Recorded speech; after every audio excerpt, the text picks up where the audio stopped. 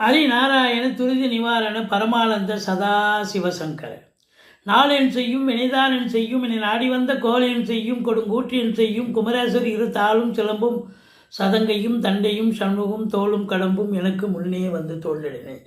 ஓம் அனுமந்தாய வித்மகே வாயு புத்திராய தீமகே தந்தனோ மாருதி பிரச்சோத்தியாத் பட்டீஸ்வரம் ஸ்ரீ விஷ்ணு துர்க்கையே போற்றி. உலகெங்கிலும் வாழ்ந்து கொண்டிருக்கும் ஸ்ரீராம் ஆஸ்ட்ரோ யூடியூப் சேனல் நேயர்களுக்கு டாக்டர் சைதை ராஜாவின் அன்பான வணக்கங்கள், வாழ்த்துக்கள். நம்ம இந்த எபிசோடில் 2 வார ராசி பலன்கள், அதாவது 15 நாட்களுக்கான பலன்கள், நவம்பர் 1ஆம் தேதி முதல் நவம்பர் 15 தேதி வரைக்கும் உள்ளடக்கிய நாட்களுக்கு கிரகங்கள் எப்பேற்பட்ட பலனை வழங்கப் போகிறது என்பதை பார்க்கலாம் வாங்க. இந்த 5/11/2025 பௌர்ணமி திதி வருகிறது. இதுவரைக்கும் எங்கள் சேனலை பார்த்து கொண்டிருக்கும் அன்பர்கள் சப்ஸ்கிரைப் செய்து கொள்ளுங்கள். தொடர்ந்து பார்த்துக்கிட்டு வரீங்க. அதே நேரத்தில் ஸ்கிப் பண்ணாமல் பாருங்கள். ஏன்னா ஒவ்வொரு எபிசோட்லேயும் கடைசியில் ஒரு முக்கியமான தகவல் நம்ம சொல்ல போகிறோம். ஒரு முத்தாய்ப்பான தகவல் என்ன அப்படின்னா, ஒவ்வொரு ராசியிலும் ஒவ்வொரு நட்சத்திரத்தில் பிறந்தவங்களுக்கு அவங்களுடைய பண வருவாய் எப்படி இருக்கும், எப்படி வருவாயை ஈட்டிக்கொள்வது, எந்த தெய்வத்தை வழிபாடு செய்வது அப்படிங்கிற ஒரு விலாவாரியான ஒரு சம்பத்து தாரை பற்றி நம்ம விளக்கமாக சொல்ல போகிறோம். எங்களுடைய வீடியோ பிடிச்சிருந்தால் லைக் பண்ணுங்கள், ஷேர் பண்ணுங்கள், சப்ஸ்கிரைப் பண்ணுங்கள், மறக்காமல் சப்ஸ்கிரைப் பண்ணுங்கள். நன்றி, வாழ்க வளமுடன். மீனராசி அன்பர்களுக்கு வணக்கம். மீனராசி காலபுருஷனுக்கு 12வது ராசி. குரு பகவான் ஆட்சி பெறும் வீடு. இப்பொழுது குரு பகவான் கடகத்தில் உச்ச நிலையில் இருக்கிறார். இதில் என்னென்ன நட்சத்திரங்கள் இருக்குது அப்படின்னு பார்த்தீங்கன்னா, பூரட்டாதி 4ஆம் பாதம், உத்திரட்டாதி, ரேவதி நட்சத்திரம் உள்ளடக்கியது. நவம்பர் 1 முதல் நவம்பர் 15 தேதி வரைக்கும் உள்ளடக்கிய 2 வாரங்களுக்கு இந்த கிரகங்கள் இந்த மீன ராசிக்கு எப்பேற்பட்ட பலனை வழங்கப் போகிறது பார்க்கலாம் வாங்க. ராசிநாதன் 5இல் உச்ச நிலையில் இருப்பது மிகுந்த சந்தோஷத்தை பறைசாற்றுகிறது. ரொம்ப சந்தோஷமாக இருக்க போகிறீங்க. ராசிநாதன் 5இல் இருக்கார். அது 5ஆம் இடம். ஆழ் மனசு சந்தோஷத்தை தரக்கூடிய என்னதான் மீனராசி என்பவர்களுக்கு 7 சனி நடந்து கொண்டிருந்தாலும் மின்னல் மாதிரி இந்த குரு பகவான் உங்களுக்கு நல்லது செய்ய போகிறார். ராசிநாதன் இல்லையா, அவர் செய்யாத யார் செய்வாங்க? 19 வயசுக்குள்ளே இருக்கக்கூடிய இளைஞர்களுக்கு படிப்பில் ஒரு நாட்டம் இருக்காது. அப்படி மீறி படிச்சுட்டு போனால் தேர்வில் நிறைய மார்க் எடுக்க முடியாது. அப்படி ஒரு சூழல் ஏற்பட்டுவிடும். புஸ்தகத்தை எடுக்க மாட்டாங்க. படிக்கிறது தவிர மீதி எல்லாம் பார்ப்பாங்க. அதே நேரத்தில் 19 வயசுக்கு மேலே இருக்கக்கூடிய இளைஞர்களுக்கு இது 2வது சுற்று. முதல் சுற்று எப்போவுமே ஒஸ்ட் ரவுண்டு பெஸ்ட் அப்படின்வாங்க. அதில் second round always best round. 2வது சுற்று நடைபெறும் பட்சத்தில் இந்த சனி பகவான் உங்களுக்கு நல்லது செய்ய போகிறார். வாழ்க்கையை செட்டில் பண்ணிட்டு போவார். இதுதான் வாழ்க்கை, இதுதான் பாதை, இதுதான் பயணம் அப்படின்ற நிலை. அப்போது நீங்கள் சங்கடம் தீர்க்கும் சனி பகவானே மங்களம் பொங்க மனமை தருள்வார் சச்சரவின்றி சனீஸ்வர தேவே இச்சகம் வாழ்க இன்னருள் தாத்தா. இந்த சுலோகத்தை சொல்லுங்கள். சனிக்கிழமை தோறும் எள்ளெண்ணெய் தீபம் இட்டு வாருங்கள். தலைக்கு வர்றது தலைப்பாயடப்போம். 5ஆம் இடம் என்பது சீட் ஆட்டோ, ரேசி, lottery, speculation, share market, online business போன்றவற்றில் ஈடுபாடு காட்டுபவர்களுக்கு சந்தோஷத்தை தரக்கூடிய காலம் இது அப்படின்னு சொல்லலாம். குலதெய்வத்துடைய அனுகிரகம் 100% கிடைக்கப் போகிறது. பிள்ளைகளுடைய கல்வி வளர்ச்சி மேம்பாடு உன்னதமாக இருக்க போகிறது. நிர்வாகத்திலிருந்து நல்ல பதில் வரும். உங்கள் பிள்ளைங்க ரொம்ப நல்லா படிக்கிறாங்க அப்படின்னு இன்ஸ்டியூஷன்லேருந்து தகவல் வரும். பூர்வீகத்திலிருந்து நல்ல தகவல் வரப்போகிறது. பூர்வீகத்தில் வீடு கட்டுறது, கோயிலுக்கு டொனேஷன் கொடுக்கறது, இது போல் நல்ல விஷயங்களை செய்வீர்கள். சந்தோஷமாக ஆத்ம திருப்தியாக செய்வீர்கள்.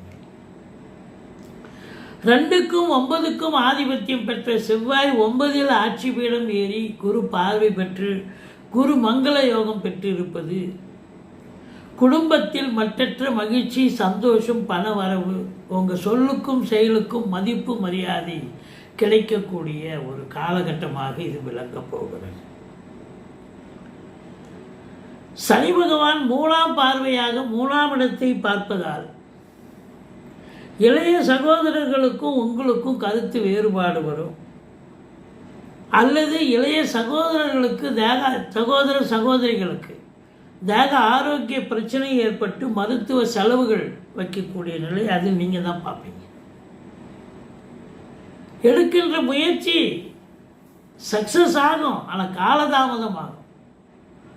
நாளைக்கு நடக்கும் அப்படின்னா சக்ஸஸ் ஆகணும்னா நாளை மறுநாள் தான் சக்ஸஸ் ஆகும். ஏன்னா சனி பார்வை தாமதத்தை தடையையும் தருவார். ஆனால் தடையை மீறி நீங்கள் ஜெயிக்கக்கூடிய நேரம் வந்தாச்சு. ராசிநாதன் உச்சநிலை பெறுகிறார்.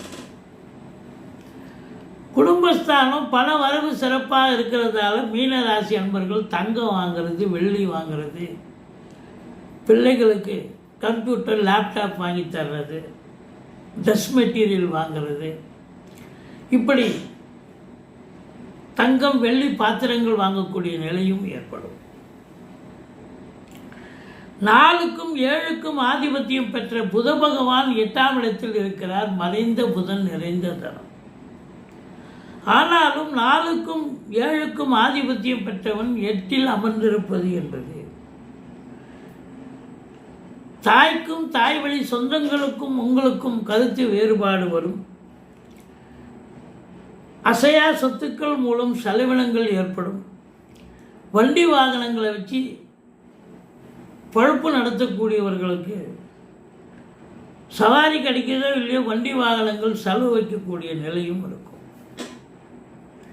வாழ்க்கை துணை அல்லது மனைவியால் யோக பாக்கியங்கள் உண்டு. 7க்குடையவன் 7க்கு 2ஆம் இடம் 8ஆம் இடத்தில் இருப்பதால் அப்போது மனைவியால் கணவனுக்கு அல்லது கணவனால் மனைவிக்கு வருமானம் வரப்போகிறது. எப்படி? அவங்க பிறந்த வீட்டிலிருந்து லிக்விட் கேஷோ ஜுவல்ஸோ இல்லை அசையா சொத்தோ பங்கு பிரித்து வாங்கிட்டு வரக்கூடிய சூழல் இருக்கலாம். அல்லது அவங்க பதவி உயர்வு ஊதிய உயர்வு பெற்று அதில் ஒரு வருமானத்தை பார்க்கலாம். ஆனாலும் கணவன் மனைவி இடையே கருத்து வேறுபாடு வரும். அவங்க சொல்கிறது நீங்கள் ஏற்றுக்க மாட்டீங்க, நீங்கள் சொல்கிறது அவங்க ஏற்றுக்க மாட்டீங்க. ஆனால் வாழ்க்கை துணையால் உங்களுக்கு பேர் ஆதரவு, பொருளாதார மேன்மை, சமூகத்தில் பேரு புகழ் உயரக்கூடிய நிலை. ஆனால் கொஞ்சம் கான்ட்ரவர்சி இருக்கத்தான் இருக்கும். மற்றபடி 8க்குடையவன் 8இல் ஆட்சி பீடத்தில் இருக்கிறார்.